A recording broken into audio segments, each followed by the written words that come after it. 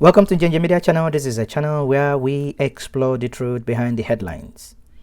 Will democracy survive Buhari's regime? This is an opinion piece by Abimbola Adelekun. Abimbola Adelekun argues.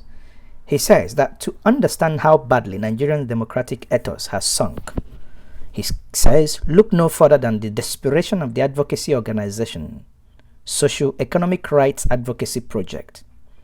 They resorted to begging the Archbishop of Canterbury, Right Reverend Justin Portal Welby, to appeal to President Muhammadu Buhari to obey court order on Omoyele Showere's case. That's right. You think that is made up?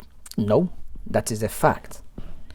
We know that it is a fact that we now have to solicit for a white man's help. A man who happens to be on a friendly terms with President Muhammadu Buhari to prevail on him to observe the constitution he, Buhari, swore twice to obey. That means Nigeria no longer has viable institution that can hold the president accountable. Is that not a clear definition of a banana republic?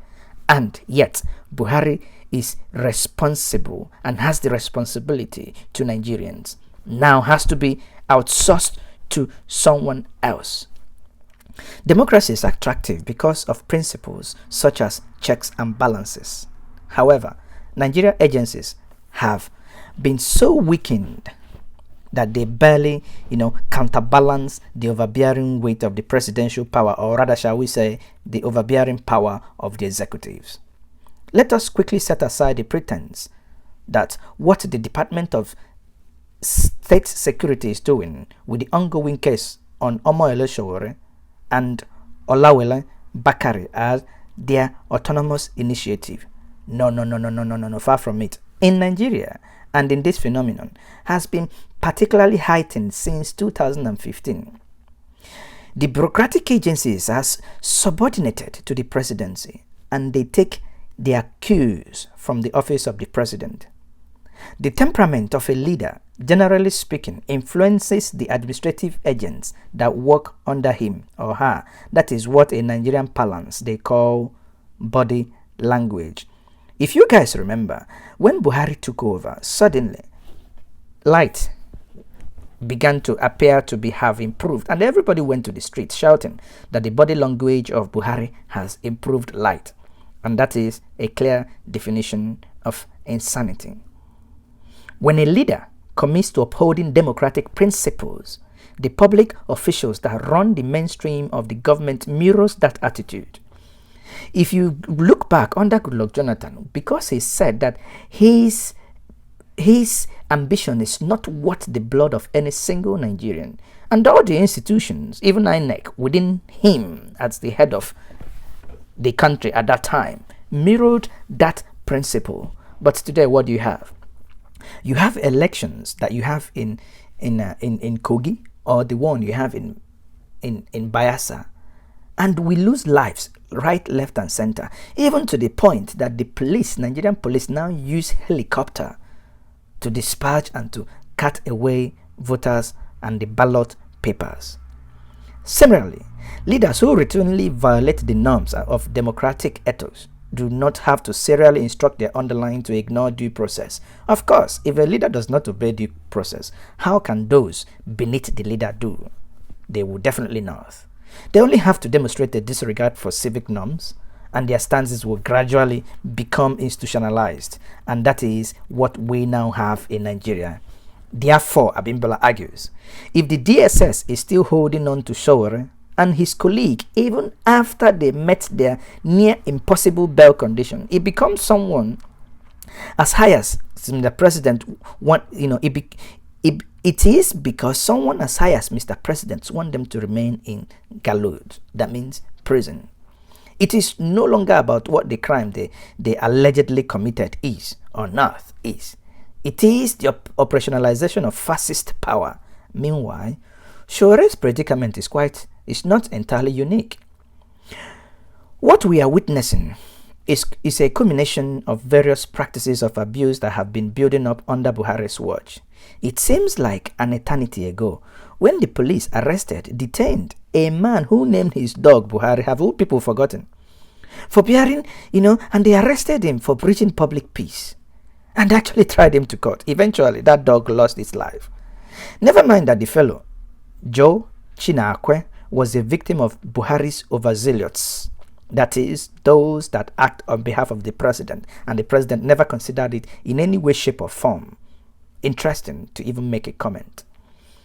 Since that time, Buhari's government has been full of infractions such as blatant disregard of court procedure, mass murder, extrajudicial killing, police brutality, nepotism, barefaced corruption, and other flagrant abuses of democratic powers. Earlier this year, if you all still remember, I hope we do, a Bauchi cleric, Malam Idris Abdulaziz, was arrested and detained by the DSS for criticizing Buhari in his sermon. That same DSS pounced on a journalist, Chidi Onuma, for wearing a t-shirt that had the Biafran inscription. Remember, Chidi Onuma, a close friend of Njenje Media Channel, only wore a t-shirt bearing "We are all Biafran" when he came down from Spain to Abuja, and he was detained and questioned. Yet again, the DSS arrested and detained 3 members of a family in Kebbi that included a 6-month-old for the crime of asking the governor to pay their parents their gratuity in Cross River State. Abba Jalingo, a journalist, is currently in jail for sins of criticizing the state governor, Ben Ayade. Ben Ayade, for us all to know, is of the PDP folks. But Ben is able to do this because the head appears not to obey the law and charges everyone that criticizes him with cyber stalking or cyber crime. If the president can condescend this law, what will his lieutenant, the short men that see themselves as demigod, what would they now do? He is being charged with treasonable felony, terrorism, and attempt to topple the state government. Now, you think that is enough? Now let us look at Kano. An undergraduate was jailed over his Facebook post that criticized a state lawmaker. I could go on and on and on and on and list a lot of instances, but the point is made. We are dealing with a brutally repressive government, one that conspicuously wear military jackboots on a civilian agbada. On Saturday last week, that was an election in Kogi and in Bayelsa State. And that election ended in fracas. And the processes of appointing pre-selected cronies into power was basically anointed. Now, we saw someone that was elected in Bayelsa that could not lace 2 words of English together. Yet, he won overwhelmingly. In Kogi State, we saw how SPD office was destroyed. We saw how helicopter aided and abetted people looting, destroying ballot boxes. Going by the lack of reflexity in the response by the president's media aide, Shehu Gaba. These people have no intention of pulling back from their self-destructive brink. They will continue testing the elasticity of Nigerians and the limit to see what they can get away with. And at the collective expense of Nigerians too. It is not enough that they repress civic rights with routine detention of people over frivolities, things that makes absolutely no sense. They have also corrupted our procedure of choosing leaders. Now, they are also going even further to wreck one of the little luxuries that Nigeria have left, which is the freedom of speech. The agenda underlining the purported social media regulation and the pending hate speech bill is the same. How do we mean? Of course it is the same. It is a malicious suppression of freedom of expression, dissent against their failing government. Because the government is failing, the government wants and they see it that the people must not talk.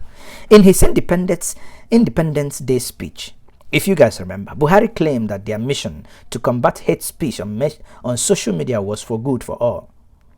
They want to uphold national security and protect the right of potential victims of hate speech. That all sound good on paper, you people should know, except that their government lack any form or any atom of integrity to make such laws. Buhari is, in fact, the last person who should be lecturing Nigeria on the vices of indolent speeches. In 2011, we haven't forgotten, the post-election violence that claimed an estimated 800 lives happened because of the loose of utterances of baboon and dogs that would soak themselves in blood if the election was rigged. That was attributed to him. When that violence was raging, what did Buhari do? He did not even when everyone called on him to address the press and ask the people to calm down, he did nothing. He has never apologized for his role in that mindless orgy of violence. Until today, we are speaking. None of those perpetrators was ever brought to book. Let us concede without accepting that those things happened under PDP, and what is happening today is an aberration. What then gives him the moral right to moan about the divisive material being propagated on social media when his government conducts itself in profiling the people? For a government that arrests people for insulting the president or governor or even a lawmaker venturing into ambiguous terrain such as regulation of hate speech is a mission to enlarge to the broadest possible extent the scope of sins for which anyone could be arrested, detained, tried, convicted, possibly killed. Nigerian government officials are understandably afraid of social media. They should be, because it is about the only sphere where Nigerians can instigate an alternative politics of citizens expressing their right under the civic agencies without the overbearing censorship of regulating institutions. Yes, if I see that a government official has inflicted price of contract or that they have stolen something, I have the right to go on my social media page, Facebook, YouTube, Instagram, WhatsApp, and say so with evidence. And we can then meet in court. But in this case, the government is trying to hold and gag the people. Where will Nigeria be without the freedom of networking and unregulated self-expression that social media afforded us and still afford us? Yet the same APC people are the ones that the most benefactor aside Obama, the people that benefited from social media. But today, the same people that benefited from social media want social media to die. How convenient to cross a bridge and want to tell the bridge to break into pieces. What the Buhari government is gunning for is not so much the clampdown of the mischief that occur when people engage on social media, but the possibility of revolutionary zeal they can build up and against incompetent government when they have the freedom to say what they wish.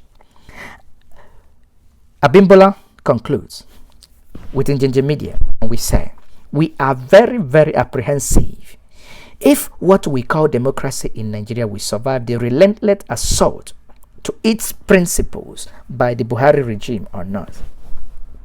We come across people who self-sought themselves with the hope that one day Buhari's presidency will run its course.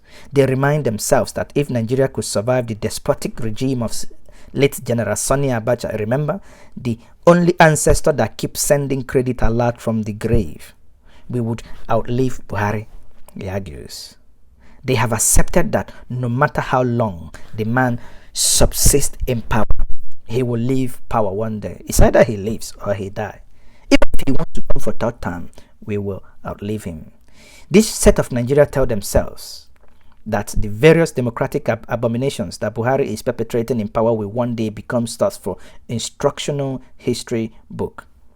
They say that for generations we will see Buhari's floundering legacy of governance to teach young generations how democracy and what democracy ought not to ever be. While it might be true that after Buhari, we might become more clear-headed in what we want from our leaders, and the apparent disaster we would hopefully have learned to avoid. The reality is that we might not even have much of democracy left by the time Buhari finishes. We might not have enough democracy left to salvage in his tenure. Nigeria has never been a democratic paradise, but Buhari's government and its anti-democratic character are the worst of all. They have not attempted to improve in any way, shape or form, even marginally, on what subsisted when they took over in 2015. Look, in 2015, Nigeria made progress in election, in casting their vote. Fast forward 5 years later, Nigeria has gone back. It appears it's even worse than under Morisi. Instead, they keep battering democracy and causing putting confusion in the civic space. By the time they are done with Nigeria in 2023, hopefully, we would have gone through the whole gamut of every moment of abuse they can even think of, and supposedly they should at least leave the reset button intact so that we can if our mumu is enough, we can press the reset button and now say that enough is enough. For now, Nigerians are still mumunizing, going around everywhere. Their mumu is not enough. Their senses are yet to be together. This is Njenje Media Channel. Subscribe to the channel for more updates and clarifications.